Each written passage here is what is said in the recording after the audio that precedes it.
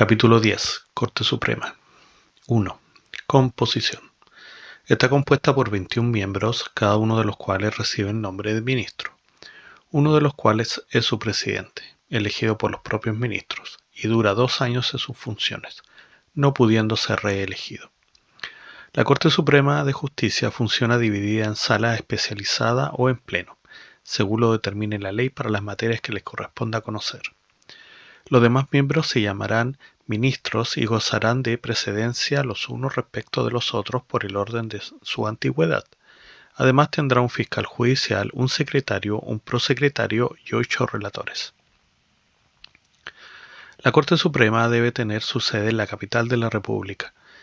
El primer día hábil de marzo, la Corte Suprema iniciará sus funciones en audiencia pública, a la cual deberán concurrir su fiscal judicial y los miembros y fiscales judiciales de la Corte de Apelaciones de Santiago, y en la cual se realizará la cuenta pública anual por parte del presidente de la Corte Suprema.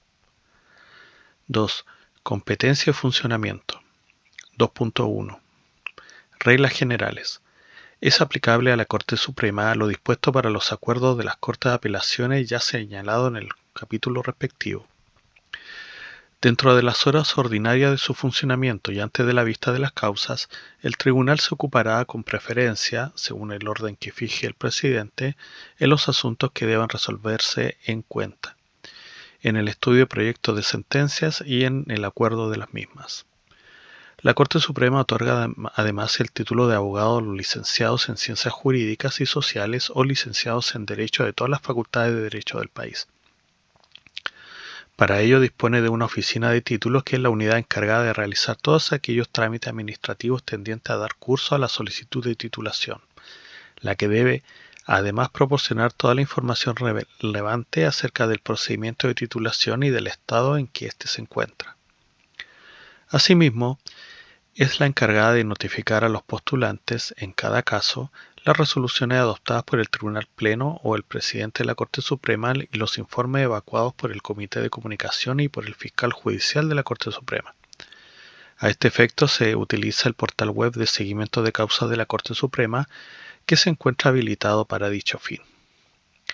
Las actuaciones que corresponde realizar ante la Corte Suprema en el marco de las reformas procesales en lo penal, familia, laboral y previsional se registrarán en formato computacional y de audio, en su caso incorporadas a una carpeta informática individual por recurso que solo se integrará con el registro. En dicho soporte, de los antecedentes que den cuenta de las actuaciones, presentaciones de las partes y resoluciones adoptadas por el tribunal en el curso del procedimiento y que de acuerdo a la ley corresponda registrar. El ingreso de causas se efectuará en la secretaría que corresponda y, en su caso, en la oficina de ingreso y distribución de la Corte, mediante interconexión electrónica con los diversos tribunales haciendo uso del sistema informático conforme a las materias de que se trate. Al ingresar el recurso en secretaría o en la oficina de ingreso y distribución, se le asignará en la Corte un rol interno del tribunal. Los relatores, dentro de las funciones que por disposición de la ley le corresponden, deberán dar cuenta al tribunal sobre la admisibilidad de los recursos y servir de ministros de fe en el desarrollo y conclusión de las audiencias. Del mismo modo, y sin perjuicio de las obligaciones del secretario, será responsabilidad de los relatores o de los digitadores de cada sala el ingreso de los datos de las causas en cada audiencia, regulación del sistema de audio y de la digitación de las resoluciones pronunciadas por la sala. 2.2. Corte Suprema. El artículo 96 del Código Orgánico de Tribunales establece la competencia de la Corte Suprema en su funcionamiento en pleno. Entre las funciones más importantes se encuentran: primero, conocer de las apelaciones que se deduzcan en las causas por desafuero de personas como diputados o senadores. Segundo, conocer en segunda instancia de los juicios de amovilidad fallados en primera por las Cortes de Apelaciones o por el presidente de la Corte Suprema, seguidos contra jueces de letras o ministros de Corte de Apelaciones respectivamente. Tercero, ejercer facultades administrativas, disciplinarias y económicas. Cuarto, informar al presidente de la República cuando se solicite su dictamen, sobre cualquier punto relativo a la administración de justicia y sobre el cual no existe cuestión de que deba conocer.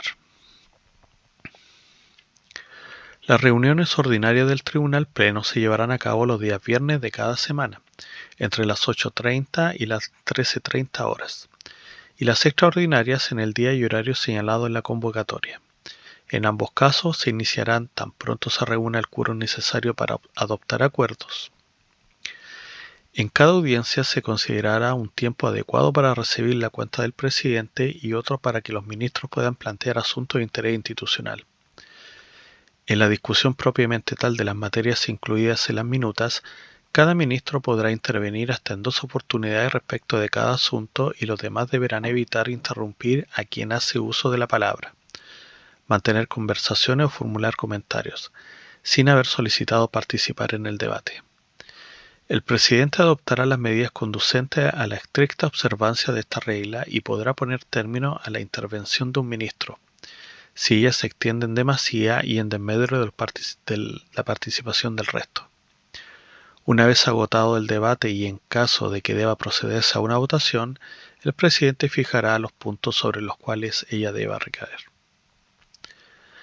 Durante la votación no podrá plantearse nuevas cuestiones relativas a la materia debatible, aunque el ministro no haya intervenido en su discusión.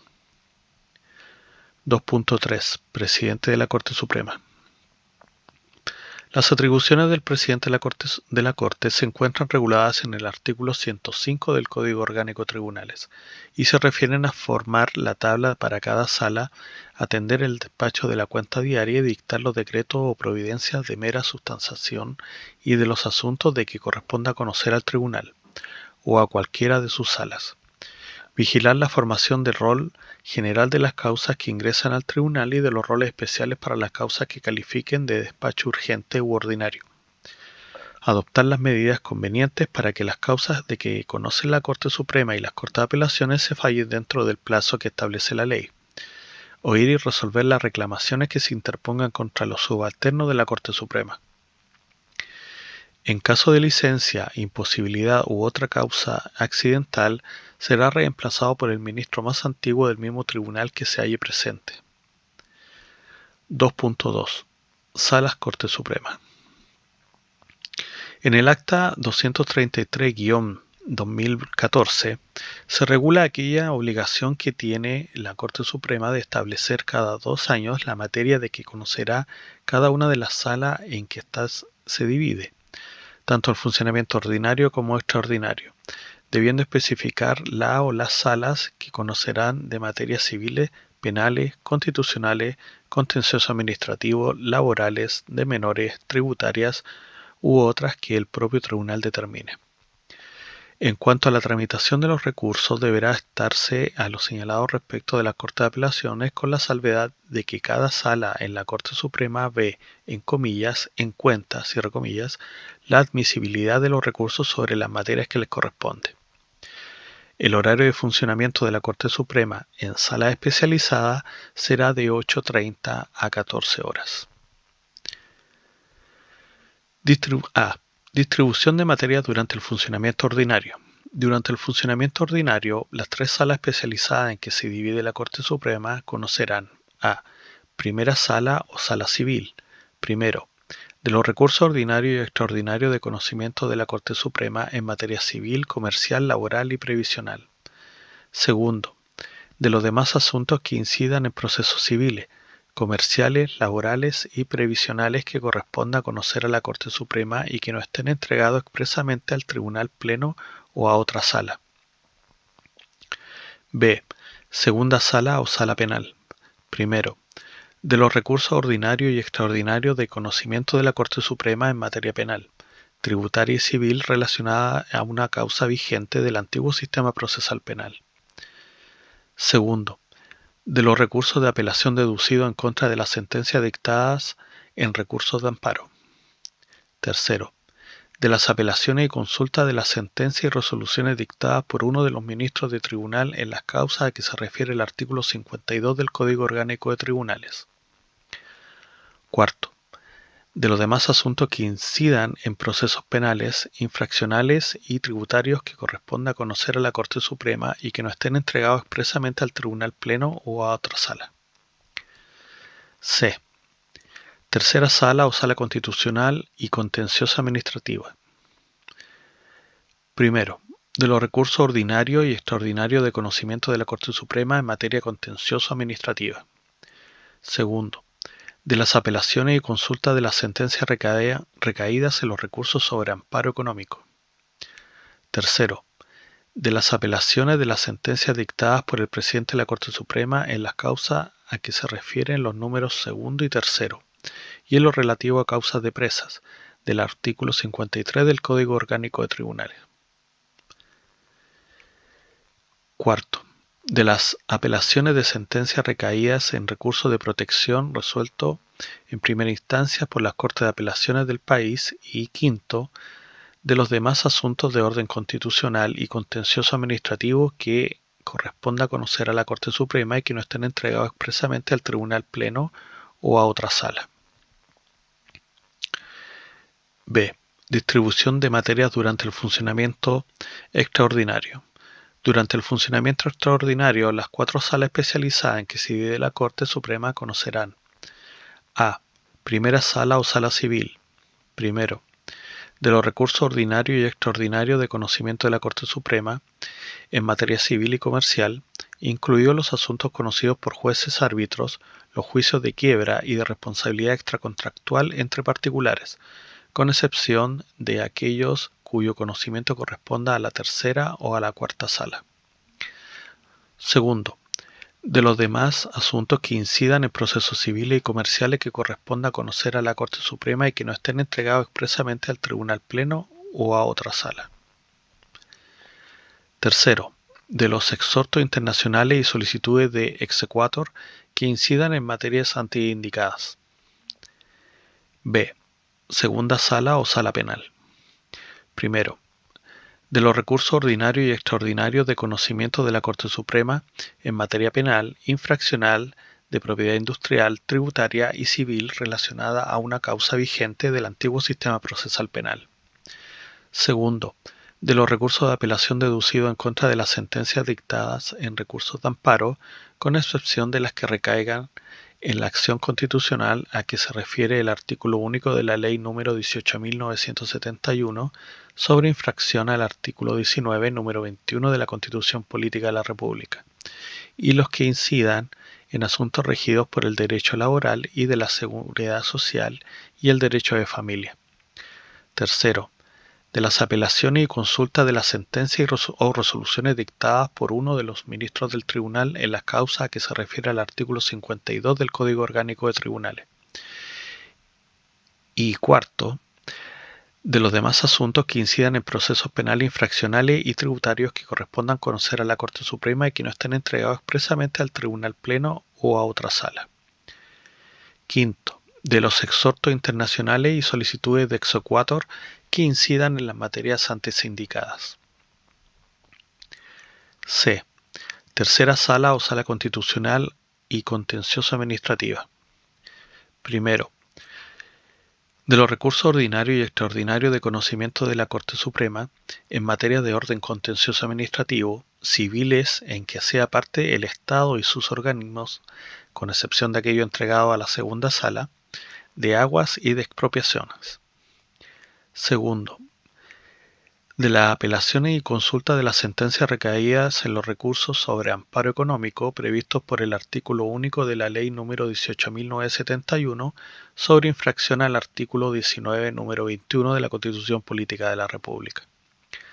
Tercero, de las apelaciones de las sentencias dictadas por el presidente de la Corte Suprema en los procesos a que se refieren los números segundo y tercero, y en lo relativo a causa de presas del artículo 53 del Código Orgánico de Tribunales. Cuarto, de las apelaciones de sentencias recaídas en recursos de protección resueltos en primera instancia por las Cortes de Apelaciones del país. Quinto, de los demás asuntos de orden constitucional y contencioso administrativo que corresponda conocer a la Corte Suprema y que no estén entregados expresamente al Tribunal Pleno o a otra sala. Sexto, de los exhortos internacionales y solicitudes de exequatur que incidan en las materias antes indicadas. D. Cuarta sala o sala laboral y previsional. Primero, de los recursos ordinarios y extraordinarios de conocimiento de la Corte Suprema en materia laboral, previsional, cobranza laboral y previsional, familia, minería y demás asuntos relativos a ellas. Segundo, de los recursos de apelaciones deducidos en contra de las sentencias dictadas en recursos de amparo que incidan en asuntos regidos por el derecho laboral y de la seguridad social y el derecho de familia. Tercero, de los recursos ordinarios y extraordinarios de conocimiento de la Corte Suprema deducidos en juicios sumarios y especiales y en asuntos contenciosos civiles. Cuarto, de los demás asuntos que les corresponda conocer a la Corte Suprema y que no estén entregados expresamente al Tribunal Pleno o a otra sala. Quinto, de los exhortos internacionales y solicitudes de exequatur que incidan en las materias antes indicadas. 3. Estructura de trabajo interno de la Corte Suprema.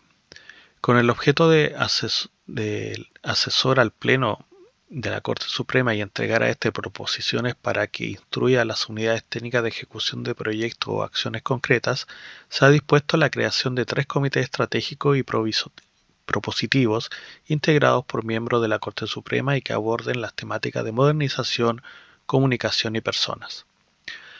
Los respectivos comités se encargarán de recibir los antecedentes, revisarlos, reunir los elementos necesarios para su decisión, analizar sus alcances y efectuar una exposición adecuada con propuestas concretas al Tribunal Pleno, encargándose luego de preparar el acuerdo, redactar su resolución y, si fuere precedente, supervigilar su implementación o efectivo cumplimiento. Los comités tendrán una agenda mensual de trabajo, rendirán cuenta informativo al Pleno del Estado de los proyectos que tienen en cartera 3 veces al año, a lo menos, en los meses de junio, agosto y octubre.